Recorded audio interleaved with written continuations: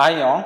In this video, I'm going to share you guys a DIY solution that helped me to fix low volume issue on my iPhone's earpiece and speaker. There may be a lot of reason for this problem, but for me the problem was due to both speaker and earpiece was filled with dirt. So the solution is to clear out this dirt. For that you need something pointy like toothpick or some pin. Then you need to slowly and carefully remove these dirt from both speaker and earpiece. And thing to notice that you need to be extra careful, because if you use more force, the chance of you messing with the grill or the mesh of this speaker and earpiece is very high. And if this grill or mesh is damaged while you cleaning up, there won't be any issue with the volume output, but it will distort the audio coming out of these speakers. That happened to me, so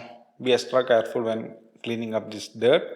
So that's it. After cleaning up the dirt, you can see that the issue is fixed and your volume is back to normal. So that's it. That's all about this video. I hope you guys find this video useful. If you do so, hit the like button and don't forget to subscribe.